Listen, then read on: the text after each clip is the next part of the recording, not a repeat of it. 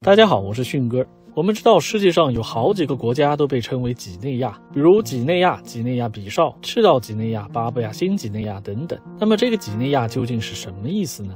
话说15世纪，欧洲人为了突破奥斯曼的贸易封锁，启动了新航路的开辟。就在郑和第一次下西洋的10年后，1415年，葡萄牙亨利王子最早沿着非洲西北部的海岸线缓慢探索着，直到15世纪中叶才抵达了今天的几内亚比绍，并且第一次见到了皮肤黝黑的非洲人，于是便用一个不知道从哪里来的葡萄牙语 Guinea， 即后来英语里的 Guinea 几内亚来称呼他们为黑人。网络上还流传着另一个版本，据说当时葡萄牙人首先遇到了一名黑人妇女，并询问她这是哪里。妇女的回答发音类似 Guinea， 意思是我是女人，潜台词是有事儿问男人去，于是被误认为这里就叫做几内亚。不过通常这样有趣的解释都不太靠谱，有一个谣传和这个故事非常类似，这是关于澳洲袋鼠 kangaroo 的由来。传说也是当英国人第一次见到袋鼠，并询问当地人这叫什么，土著人回答 kangaroo， 意思是我听不懂你说什么。然而经过后来学者考证，这个词在某个土著部落语里就是专指袋鼠的。随着之后更多欧洲殖民者的到来，最终将几内亚湾的沿海地区瓜分为葡属几内亚、西属几内亚、德属几内亚和法属几内亚。由于在这里发现了金矿，也可以理解为西班牙的金矿区、德国的金矿区等等。17世纪，Guinea还甚至成为了英国金币的代名词。也许叫做几内亚的地方就会与金矿联系到一起。后来在新几内亚岛上也同样发现了世界上最重要的金矿之一。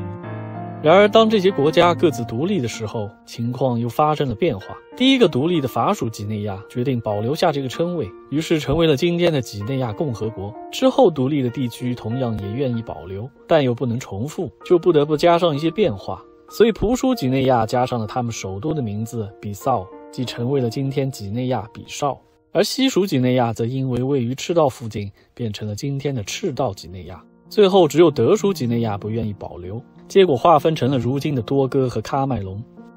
那么为什么远在大洋洲还有个巴布亚新几内亚呢？原来早在1526年，同样是一群葡萄牙人，在从马来半岛前往香料群岛的途中遭遇强风，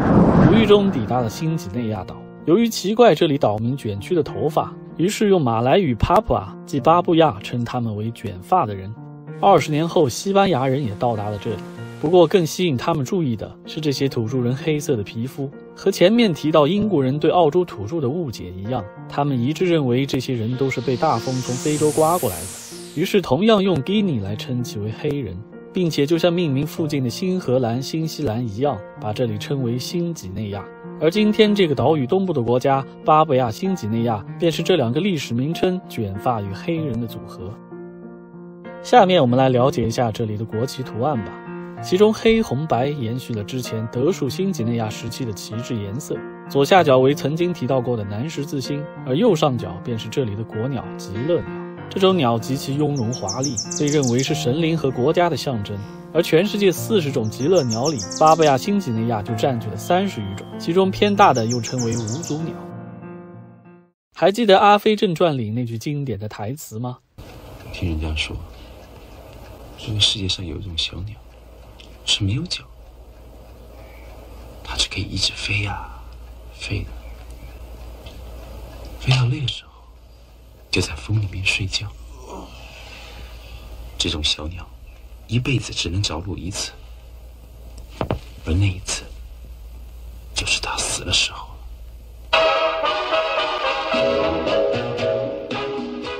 这句意味深长的话背后，其实还有着那么一段背景故事。雄性极乐鸟比雌性更加艳丽，这都是为了在交配的季节配合上美妙的舞蹈，吸引雌性选择自己，相互沉浸在一片幸福之中。然而这正是人类捕猎的最佳时机。虽然当地人把极乐鸟当作神灵，却需要神灵的羽毛来赋予自己生命力。而为了保证不破坏到羽毛，他们还会使用钝头的弓箭，以便于把它们射晕之后直接捡走。有时候当地人甚至不愿拔去羽毛，而是先把角去掉，然后用木柴熏透，最后做成整体的羽毛标本。1522年，麦哲伦远征队首次将极乐鸟的标本带回了欧洲，而西方人竟然相信这些鸟本来就没有角，并联想到如果它们从未接触过大地，那一定是来自于天堂，所以又将其命名为天堂鸟。今天南半球星空中甚至还有着天堂鸟星座。另外还有一个与之相反的故事，当澳洲鸭嘴兽的标本被寄往英国时，专家学者起初都以为是澳洲人开的玩笑，把鸭嘴和鸭脚缝在了一只水鼠身上，结果找了半天却没有发现线头，才意识到世上竟然真有如此神奇的动物。接下来博物学家对天堂鸟产生了浓厚的兴趣，纷纷前往当地收集标本，并展开了物种演化的深入研究。其中一人便是我们上集提到过的华莱士。其实他与达尔文同时提出了自然选择的理论，所以也一样是进化论的伟大奠基人，在此向他们致敬。下一集我们将去目睹一场外星人的降临，以及人类会是怎样的反应。